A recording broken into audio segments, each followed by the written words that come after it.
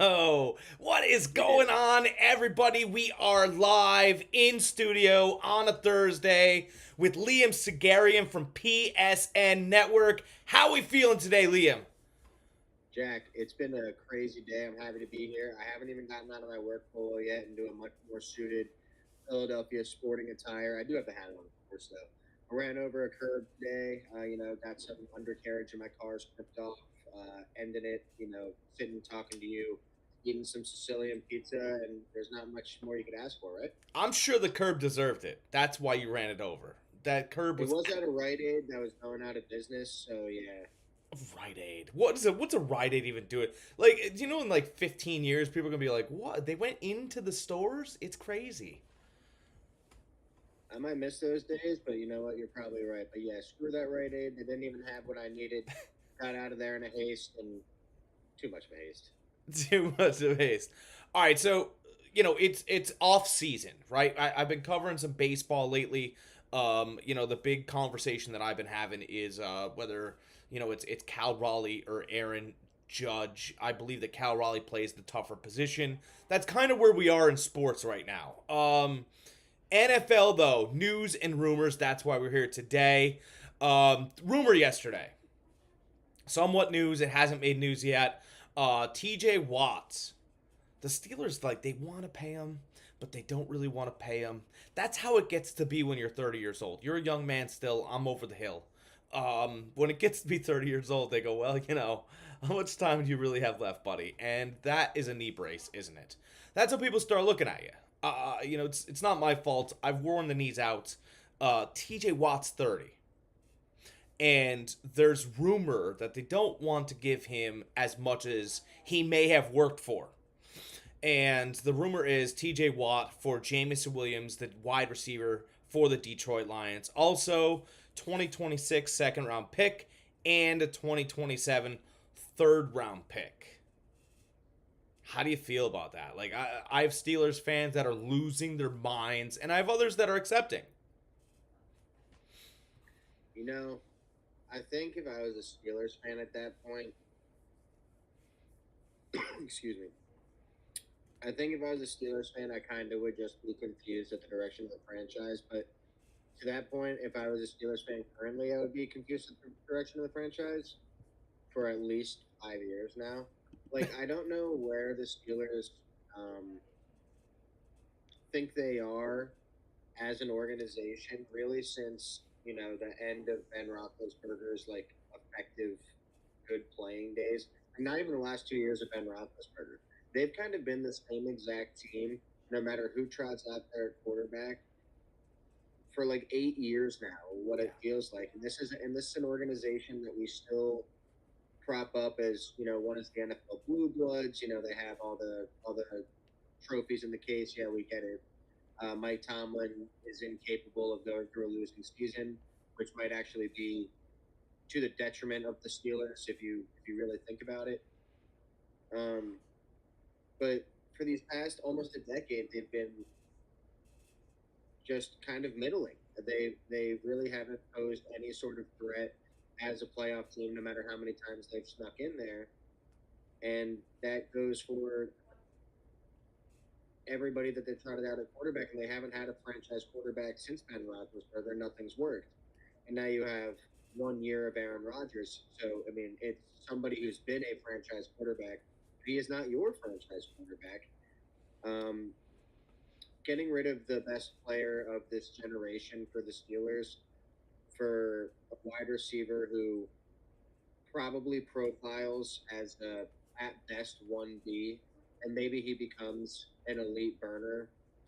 Um, most most burners aren't ex number one receivers. Tyreek Hill is a little different, but Tyreek Hill is a unicorn for that sort of position. So I think that Jameson Williams,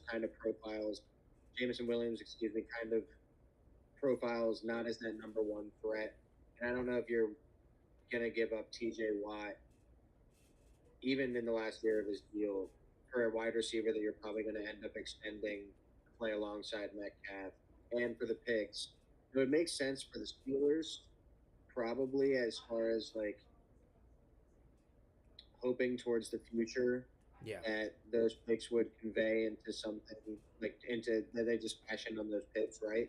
But like you make that deal and it's just like you're stuck in the mud even more. You got yourself worse, but you're probably still not gonna lose more than 9 games. Maybe you finally go 8-9 and go under 500. But even without TJ Watt, but like I don't know what it really does for you. They're kind of just stuck in a place that is totally unenviable in sports, and that's being mired in mediocrity. Not good enough to actually contend, but not bad enough to cash in on the value of your picks. Well, I mean, so I've said this for a little bit of time now. I believe that, Mike Tomlin is the Todd Bowles of the North, right? Todd Bowles and Mike Tomlin are kind of the same coach, right? Stern, defensive minded, kind of work their team the same way, which is great. I think Todd Bowles is a good coach. I think it gets a lot of flack from people that drink too much. That's kind of, I could run the team. Oh, could you? Fantastic. What would you do on that 3rd and 5 or what? You have no idea, right? Todd Bowles does the best that he does for the team, the defense, and the offense. But what Todd Bowles is great at is drafting defense. Todd Bowles can draft defense or at least give the general manager, Light, 5 players that he loves. And Light will come home with 2 or 3 of them. That's just what he does. And I think that Pittsburgh's starting to shift a little bit. They're sitting there going, look it, let's draft, let's let Tomlin pick the defensive players. Let him do that. He's probably got a list of 15 guys, right? Let him pick the incoming defensive talent and let's already grab the established offensive talent. Because you know what established talent does? Gets calls. Well, you know what? They I have do. a They question just about get that. calls. You need to get yourself down the field. Sometimes, not in the fanciest way. You need to be able to get a call. You need to have a name on the back of your jersey. It's how you stay on TV. I mean, the Giants were they were the worst train wreck ever after their Super Bowl. But I tuned in for Eli and Odell. Was he going to kick a ball down the sideline or was he going to throw a tantrum? He was fun to watch. If you're going to be bad, you can't be boring. You can't be both. Let me ask you something though. What did you think directly of giving up Minka Fitzpatrick for Jalen Ramsey? So here's what I thought about it. I thought that what Pittsburgh did was fleece Miami for the best years of Minka, knowing that he's not a tremendous athlete. He's a good football player or a great football. You mean in the original trade? The Yes. original trade Yeah. that Yep. tried making the Yeah, and now what they've done is taken back Jalen Ramsey, or they've taken Jalen Ramsey from Miami because they believe even in his later years, he'll be a better athlete than Fitzpatrick. He just is. He's a better athlete. And if a better Pittsburgh, athlete at a more premier position, right corner over safety. they could move Ramsey to safety.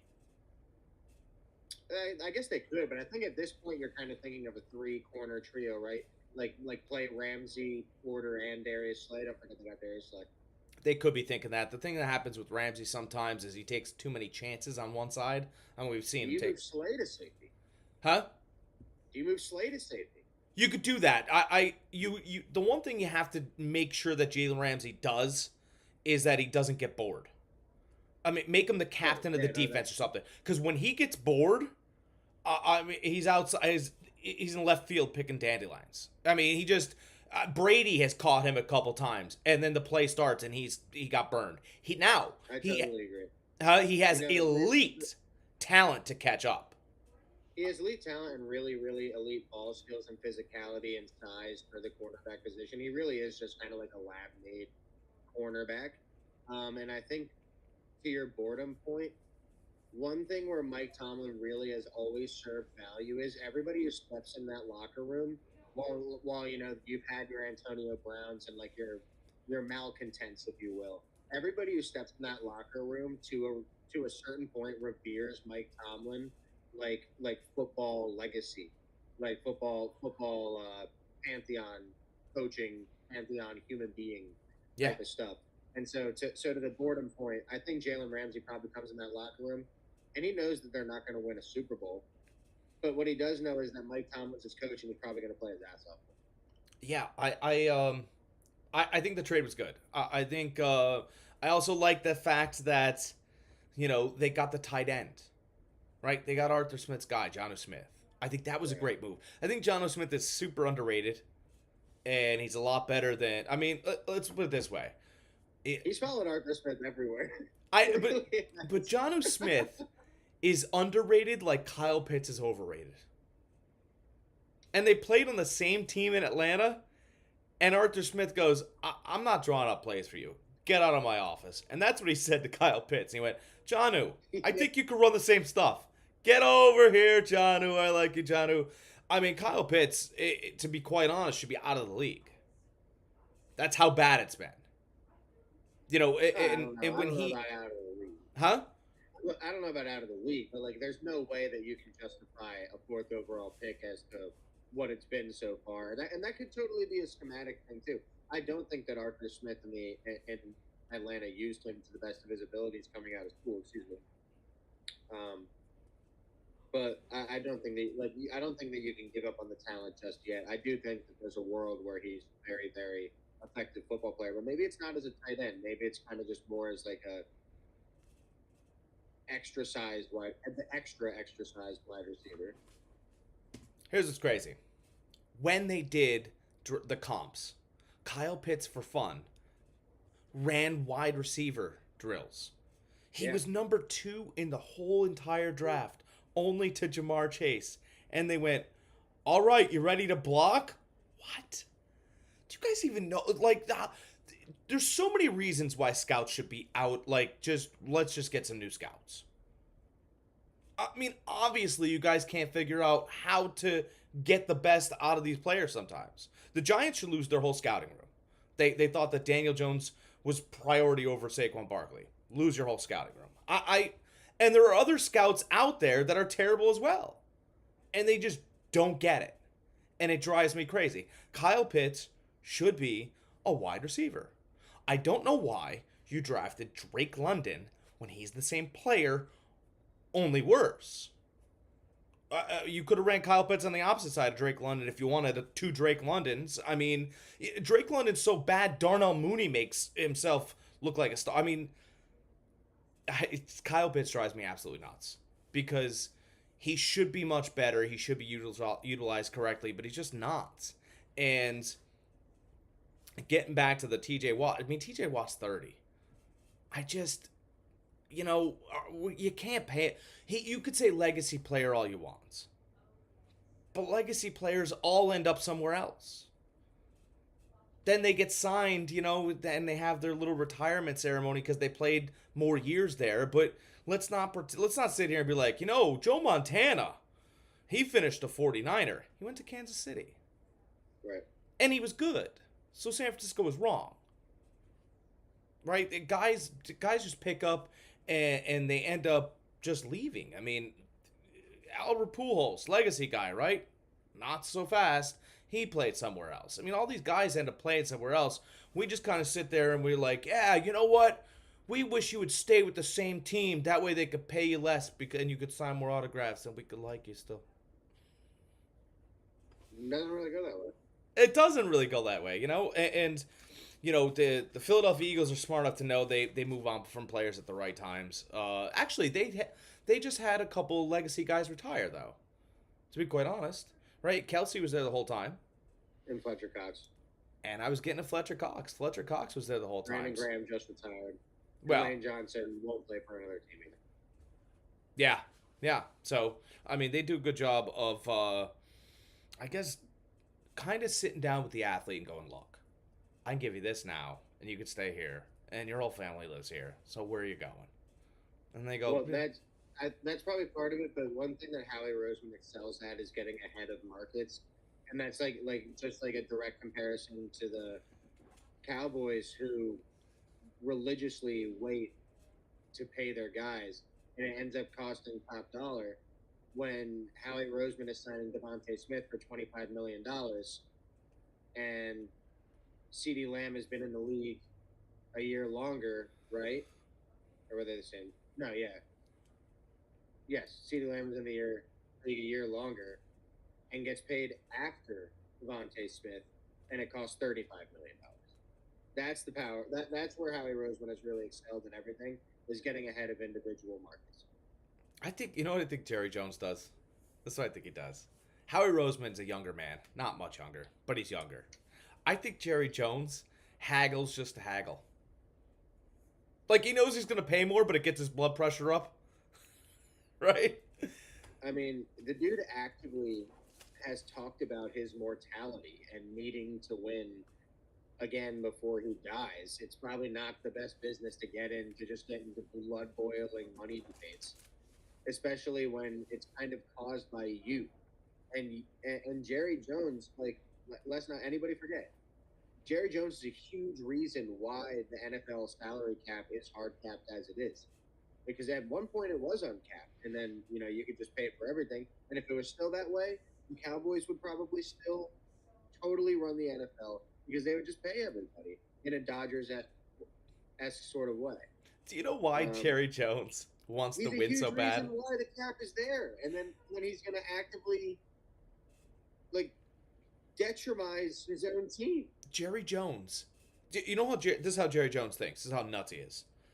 When he brought in Jimmy Johnson knew all the college talent. So Jimmy Johnson basically went to the general manager and they worked out who they wanted to draft. Jerry Jones was really no part of that. And ever since he fired Jerry Jones, he's been a bigger part of Dallas than he probably ever should be. Right? And Jerry Jones looks at it like he has no Super Bowls.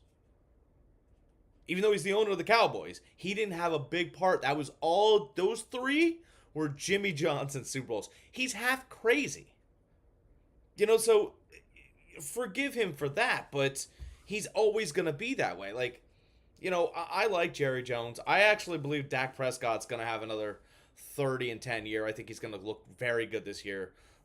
George Pickens, super undervalued. You're going to put George Pickens up against your number 2 cornerback? Oh my God. He's going to kill them. Don't you think? Well, I might not kill the Eagles. Well, no, I'm saying, but the Eagles don't have any number 2 cornerbacks. That's a whole different story. The Eagles got number 1s everywhere. But there's teams out there that don't have number 1s everywhere. Well, I mean, it's very plausible to think that the Cowboys' offense is going to be pretty explosive in the passing game if everybody's healthy.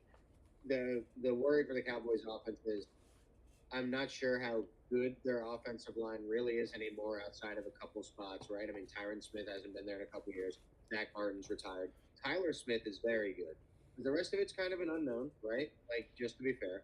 And they don't really have a running game. So it's going to be predicated on Dak's health and CD and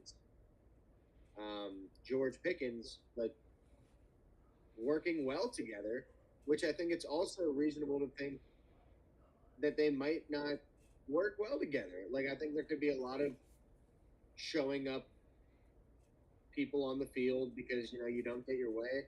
Pickens is that kind of guy. I wouldn't call CD that kind of guy, but at the end of the day, he is a diva receiver and is going to want the ball. And George Pickens needs to understand that this is CD's team, and I'm not sure if he's really the kind of mindset receiver to do that. So I think he's on probation though. Well, that's true.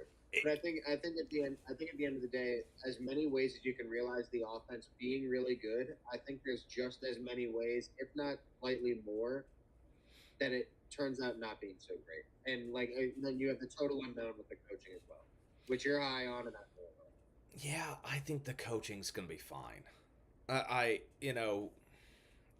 Schottenheimer, right? If Shanahan, we didn't know much about Kyle Shanahan. Actually, we did. He was the biggest jerk in Cleveland. That's what we knew about him, right? And then he was one of the biggest jerks in Houston. And then he got a head coaching job in San Francisco. That was Kyle Shanahan. Forget about Washington. Jerk in Washington as well. Nobody likes him. I mean, Kirk Cousins up, but he's weird. So... Well, Shanahan's kind of responsible for Kirk Cousins getting his Vikings contract, right? So it's true. But, I mean, he can always draw on his dad, and I think that Schottenheimer can always draw on his. And I think he has over the years. I usually the quietest hire turns out being the best. Like, I think Pete Carroll's going to be fine, but, and this... We know what Pete is. Huh? We know what Pete is. We know what Pete is, and everybody has their eyes on the shiny new toy. And this is a fantastic transition, by the way. Ben Johnson. Everybody has Ben Johnson down. Oh, Bear down. He's gonna be so good. The Bears finally got a coach.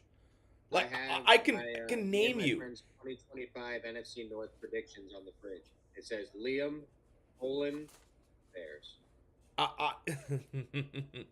I can name you like 7 great coaches that the Bears had, and they did nothing. They did nothing. Great coaches? Yeah, they were great coaches everywhere else, except for in Chicago. And I think it's because a lot of times when people go to Chicago, they go, hey, you know what we're going to do? We're going to develop a passing game in a windy city. Oh, are you? That's interesting. You're going to develop a passing game in a windy city. You're not going to try and run first in a city that's going to give you perfect weather for it. That's the part I don't understand. Everyone wants to throw the ball in Chicago, and you don't have to. All you have to do is develop a tremendous offensive line and pound it and run and move it off of that, especially in a weather town. Chicago's that. I don't know what Ben Johnson is going to look like because I don't know what Dan Campbell's going to look like. I know what they look like together. You know, together they were a great team in Detroit. But can they be successful apart? What do you think? Well, I think both have avenues to being successful apart, and I think both have avenues to being not. But I generally always kind of resort to scheme over motivator, culture setter as far as stickiness is concerned. And I think going back to the last guy we talked about, Kyle Shanahan, is the perfect example of that. No matter how many people you talk to, no matter how many Super Bowls he loses or how many losing seasons he has, like that Tomlin never will. Shanahan's always talked about as if, you know, a top 3 to 5 coach in the sport, right? Because of how innovative his offense is and how when the Niners are clicking and healthy, the years that they're healthy, they're in the Final Four or in the Super Bowl. And it's because of Kyle's brain, because they have done it with Jimmy Garoppolo and they've done it with Brock Purdy and they've done it with a revolving cast of defensive coordinators, right? So I think to that regard, but you got to win one sometime. Caleb Williams is more talented than any quarterback that Shanahan's coached in San Francisco by a mile. I just think Ben Johnson's innovativeness and what we've seen from him over the past 3 years will stick, even if the personality is a little funky, even if the ego is a little high, even if the Bears have a revolving door of defensive coordinators, which I'm not sure is going to necessarily be the case. It'll probably be a revolving door of offensive coordinators. Yeah. But the play caller is always going to be Ben Johnson. So, like, we've seen that model before work and not work. But Ben Johnson's always going to be the play caller, so the Bears have nothing really to worry about there. And in essence, what worries me more about Dan Campbell is that I kind of just think he's more Ed Orgeron than Lincoln Riley or than Kyle Shanahan. I just think that he kind of like has the pulse of his locker room, will always keep his guys in line, and to a degree, that's a very valuable coach. Mike Tomlin's made a living off of it. Pete Carroll's made a living off of it. Now, Pete Carroll was, you know, a little more defensive coordinator, and so was Tomlin. But, like, when they took over their CEO role as head coach, I should say. But this is the year that we're really going to figure out who Dan Campbell is as a head coach, because he doesn't have Ben Johnson and Aaron Glenn backing him up. He has 2 new coordinators who are going to have to implement their versions of Dan Campbell's scheme and kind of mesh it with their own, whatever their own philosophies are they're bringing in. And how good the Lions are, they're still very talented, but how good they are at the top end, if they're going to finally be competing on Super Bowl Sunday, is going to come a lot down to Dan Campbell's coaching job this year. And I think we're going to learn a lot from these 17 to 20 games that they play. Yeah, I think it's interesting. So, you know, is Detroit so good that Dan Campbell, even with how emotional he is, can't screw it up? right? Like, are they so good at right? Are they so good of a team to where even if he has these swings, players can convince him. Like Jared Goff is a veteran now. Maybe he can be the Ben Johnson to Dan Campbell's mania at times.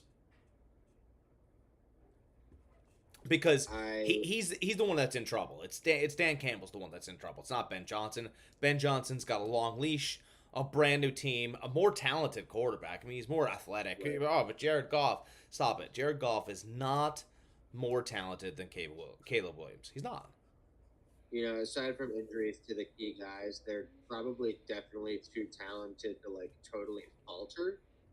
But that doesn't mean that like they could still go 14-3, 13-4, like be a very upper echelon team next year, and we could still have the opinion of them headed into the playoffs, or really kind of just like as they stockpile wins, like, oh, this doesn't look the same. Oh, I don't believe in them the same. And while you have to give Washington credit for what they did in that playoff game, right? I mean, like Detroit was decimated defensively by injuries, just completely decimated. They scored 30 something points in that game. It's just that they let up a bazillion, right? So the Lions, given their health, are probably too talented to totally falter. But that doesn't mean that they couldn't have the same record going down the stretch next year and us think differently of them. And I think the same. I've said the same thing about like a regression candidate too. Like I think that the Commanders are up to be a regression candidate, and we don't have to actually talk about this, but it's the same kind of boat. They went 12-5 last year, and if they went 12-5 again this year, I think it's very plausible that we think of them differently heading into playoff time, of like not this like upstart threat, like a team that has a little bit more of it figured out to them by the rest of the conference per se. And it doesn't mean that they're going to be like a worst. It just doesn't mean that I don't think that they can. I still don't think they can win the Super Bowl, and I don't think that they're going to necessarily do better than what they did last year. I think both things can independently be true. So yeah, I think, and that's a great point, right? That Washington went very far last year, farther than they were definitely supposed to. Maybe not 12-5, but 10-7's coming. I mean, Jaden Daniels looks like a more accurate version of Lamar Jackson. And when I say that, it's not that Lamar isn't accurate, but when Lamar gets in his zone, he's tough to beat. But when he gets out of his zone, he's absolutely like Lamar Jackson. You have to understand. He'd be detrimental to the Ravens' losses. He can be 75% from the field one game, and the next game he's 48, and you're like, what is he? God, that was an ugly. Jaden Daniels does not. Jaden Daniels actually throws better than he runs, but he runs pretty well too. That's kind of his whole thing. I do think they're going to regress, but I do, getting back to this Detroit thing, I do think Dan Campbell's going to struggle. I hope he doesn't struggle mightily. Like when they played, and lost that boat race to Washington. I mean, Washington doesn't have this world beater defense. No. No. And the Lions still scored 30 points. So, it's just that they let up 100. But it wasn't a points battle. It was a time battle. And so in that respect, Dan is stupid. Because he should have understood that it was a time battle. You needed to manipulate all the time. And you had the running backs to do it. Slow the game down. Ben Johnson. I mean, Ben Johnson, like, to all of the credit that I want to give him, they'd have Jameson Williams throw a duck interception in their own zone when they were losing at home in a playoff game. Like, what the hell is that?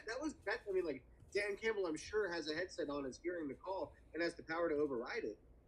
But I'm sure he hasn't overridden Ben Johnson all year. He's not going to do it again in that spot. He trusts his guys, and, there's something to be said about that positively and, I guess, negatively when things turn out like that.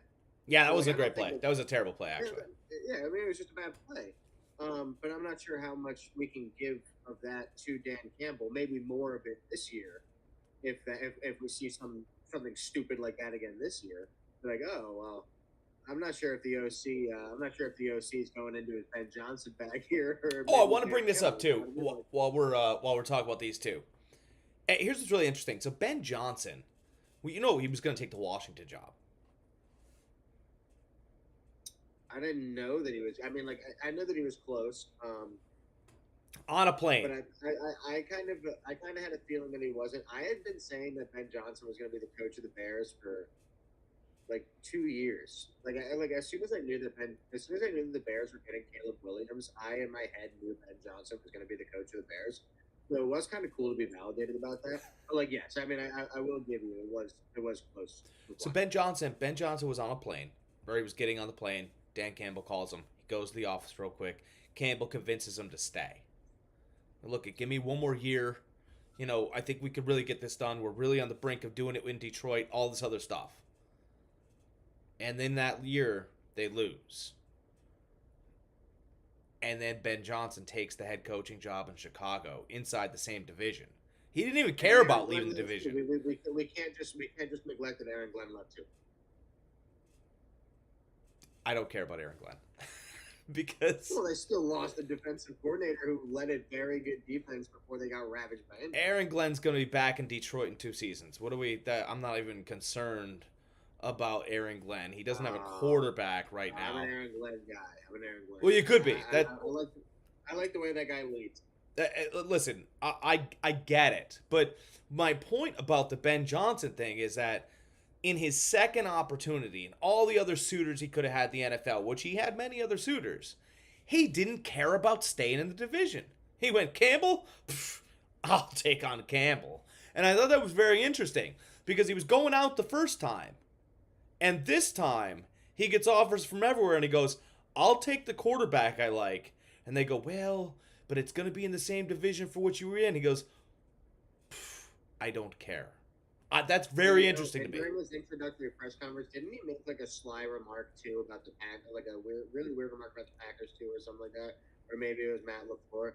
Like the things that I've heard is that like his ego and like the way that he thinks of himself, both as a coach and as a person, is kind of just like a little cringy and definitely elevated, and I think that comes through.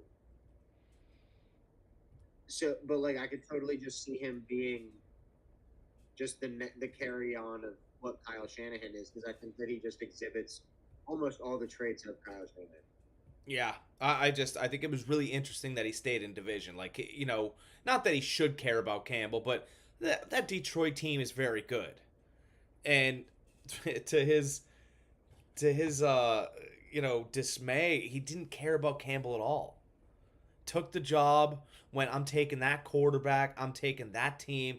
Yeah, but Chicago hasn't been good in forever. Well, they're going to be good now. I think it's Chicago that'll be good. I don't think they'll win the division. I actually think Green Bay will probably take that division, and I don't think Minnesota's going to be bad. That's probably, you can argue that's Good division, man. Huh? Good division. Yeah, It's a good division. you can argue that's the second toughest division in football. You could argue it's the best. No, they have I four can't. I good can't teams go with the best. over AFC West. Yeah, I guess with the way that the Raiders' floor has risen, I would give that to you. well, you But got I think three. it's still possible the Raiders are like a 5-win team. You got three Super Bowl champions, a guy that was in the Super Bowl and lost to his brother, and he won a national title. That's that division. I mean, Fair. the quarterbacks are good, but I mean, if you got rid of the quarterbacks, those guys can figure it out with just a running game. I mean, that's just how great they are. I do think Minnesota, Chicago, Detroit. I think that division is good too. But you know, as far as NFL news and rumors go, I think that's all. You got anything else? Have you seen anything down there? What's going on in Philly? It's status quo for the Eagles. Jason Kelsey hosted his Ocean Drive Eagles Autism Foundation day at the beach in the bar that he does every year. Had Landon Dickerson down and a few of the other boys. What's funny is Jason Kelsey, one of the guys that he has for personal security, is a customer at the old restaurant that I used to be a GM at. He's a really, really good guy, but he has some cool stories about being with Jason Kelsey for golf outings and like doing the Ocean Drive stuff. So it's kind of funny to see him in Jason's Snapchat pictures and videos and on Instagram and stuff. I'm like, hey, I know Kelsey. That's cool stuff. Any news and rumors that you have heard? Not regarding the Eagles, no. Everything kind of just is what it is at this point. I mean, they have their contract signed. Um, yeah, there's nothing to report there. They're ready to defend the title. Yeah, it's like I said, it's just still a little slow right now.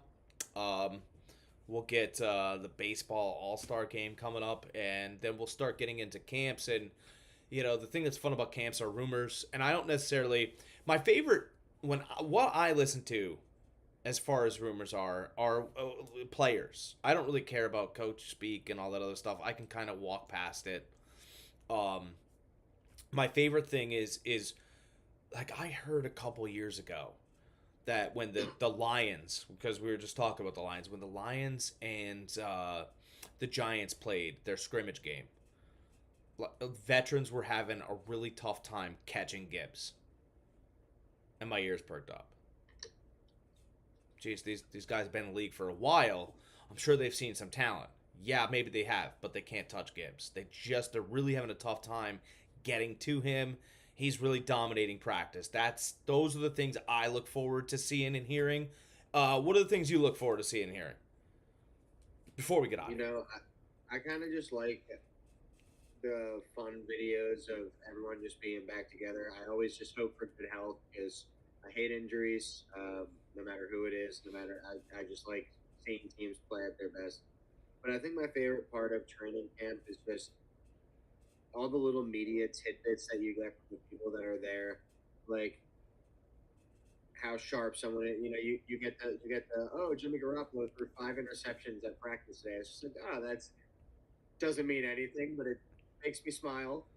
Means Like a little bit. it's just like I think the total nothing burger of like what media camp tidbits mean is my favorite part because they still make me so happy to be like, oh great, football's back. Oh great, this stupid little thing happened in week 8 against the Carolina Panthers. Won't mean anything. Yeah, I mean, it'll be what? What'll be popular this out? It'll be Shador Sanders, right? That'll start back up very soon. Oh And yeah. That's a great one. Yeah, yeah. The Browns quarterback camp battle is going to be awesome to yeah, see what oh, happens. he only received. Excuse me, Kevin's Mr. Stefanski. Can you talk about why Shador only got 4 snaps in practice today? Yeah, then Kevin says, well, actually, if you were taking notes, all 5 quarterbacks played 20% of the first team reps.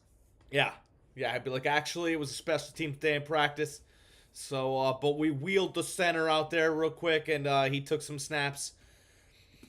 I mean, it's just I think the only news that matters right now is the news that happened yesterday out of Tampa Bay.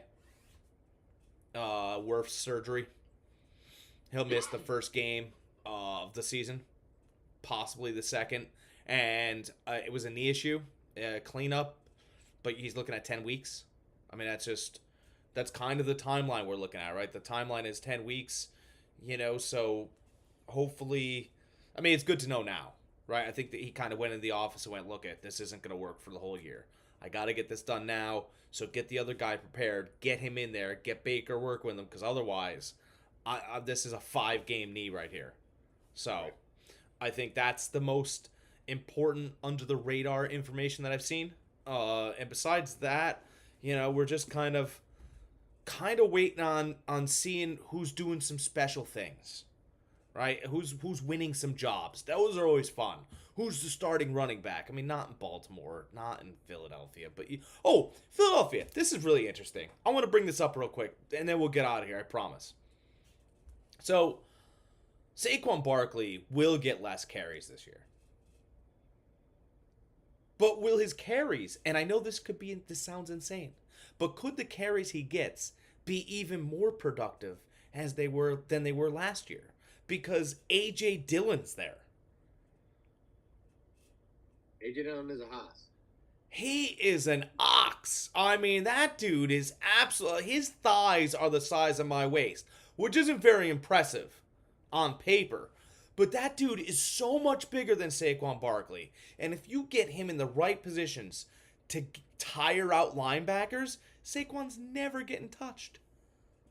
Can I give you my AJ Dillon theory that there's no way to prove until we get actual game evidence? But I have a really funny thought about AJ Dillon, Let's hear and it.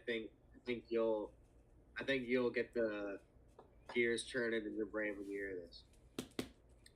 What if AJ Dillon wasn't really brought in to be the running back two, more than he was brought in to replace Jalen Hurts in the tush push? Ooh. Because that's an even stronger side man than Jalen Hurts. Yeah, that's true. And it might make the tush push even harder to stop. Yeah, I like that. I still think he's going to take part in running back two stuff, but Oh, I'm sure he'll factor in, third and shorts, goal line. I mean, think about But your like your those third and backfields, shorts and Boston goal line, College you and could Penn just State do now. tush push with AJ Dillon. You know what I mean? Oh, I mean that's a great maybe theory. AJ Dillon is the touchdown king of the Eagles this year. He could. Oh my God, that's a great bet. AJ Dillon most touchdowns on the Eagles. Oh, that's a great bet. That is a good bet because That's a great bet. the thing is that he could just be the goal line guy. Actually, it takes away from the tush push a little bit. The goal line, well, unless you're doing, they do enough tush pushes on the goal line. No, but that's an interesting bet. I'm no longer listen. All right, listen. That's Liam has said it. We are no longer drafting Jalen Hurts as high as we were a second ago because he's not going to get the tush push carries. 4 touchdowns. No, he's not. You said it. Aye. The fantasy No, slide is I'm happening. serious. Spare the franchise quarterback. Run AJ Dillon into the ground, baby. Let's go. Why not? It's a great idea. I would do it. Great idea. I'm It's a very sorry, great Mrs. idea. Dillon, but I would do it. I want to apologize before he pummels me. I want to apologize to AJ Dillon too. I'm happy to have you here. You're in the better color green than what they wear up in Green Bay. But like that is the greatest idea. You have the first. You have the voted best, if not at least second best running back in the sport. And now you have a dude who just made the push harder than a 92% play. Could that be a 4,000-yard backfield? No. Why? Because what are you paying A.J. Brown and Devontae Smith for? I don't know. I don't think it matters. At the end of the It game, could we're be going to run the ball and try to run the clock out. We're just going to pick up yards, baby. That line's impossible. I think it could max out at maybe 30. I don't know. I would want to say max out at 3,200. Excuse me. I'm not sure if I see Saquon going back to back 2K, and then that leaves what? I mean, that leaves. I don't know, how many yards do you see out of AJ Dillon? I think I could see 1,200 yards. 500? I don't know. I could see 12. Why not? Oh God, I could not. He's just going to pummel people. I mean, you could play total bully ball, but again, what do you have AJ Brown and Devontae Smith for? There's going to be variance in the offense. I don't really think that AJ Dillon is going to be much of a factor schematically, more than he's kind of just going to be like that pawn in the tush push, and maybe even to get it stronger from behind. I mean, I know Saquon is pretty strong, and so is AJ Brown. But what if you then have Jalen Hurts pushing AJ Dillon? That's just insane. So I mean, you had Gainwell and he's gone. Steelers. Yeah. So, but Gainwell was a 400-yard back. And let's not pretend like he's better than. I think at this point he's probably better than AJ Dillon. No way. Gainwell? No. Yeah, Kenny had some really, really good stretches. I was low on Kenny to start, but for the past 2 years, Kenny was a consummate number 2 back. Yeah, he was kept around because his cousin's Fletcher Cox, though. I didn't even know that. Oh, really? Is that true? Yeah, it's Is that true? Yeah. I'm gonna have to look that up. I didn't even know that. Yeah, Fletcher was there, and I guess whatever, he's at the draft party, and he's just big Fletcher Cox, right? And he's like, "Oh, you better take my guy," and they were like, "Who?" And he's like, "What? You guys do all your research, and you don't know I'm related to Gainwell?" And they were like, "We're very sorry." He goes, "Take him now." They drafted Kenny. I have no idea. All I'll say about Kenny is, and I'm very sorry, Kenny, Super Bowl champ. For 2 years we called Kenny Gainwell Kenny Gainless, and then we really started to love the guy. Well, Cox retired, and they went, all right, Kenny, big bag dog's out of here, and we got to make some money off you. That's exactly what happened. Hey, he got a decent contract in Pittsburgh. He didn't have to leave the state. He knows what kind of state taxes he's looking at and stuff. Look, if you're not a jerk, Philly doesn't burn you. Darius Slay, right? He's still with Darius Slay. Will Howard, come back to Downingtown whenever he wants. You always get those Downingtown takes, and I love it. Hey, as long as we talk about the Steelers, I'll get Downingtown in here. All right, man. You coming back here next Thursday or what? That's the hope, brother. All right, next Thursday, same time. We'll plan for 5:30 again. We'll see you guys back here next Thursday. We will have news and notes from the camp, and Liam will give you at least 3 players that he's super excited with as far as fantasy football goes this year, even though he's not playing. Oh, interesting. Oh, I'm going to do that, am I? All right, guys, we'll see you next week. Fantasy guy going to give you 3 interesting fantasy takes. That's right. Why not? Right from outsiders to insiders. Let's have it.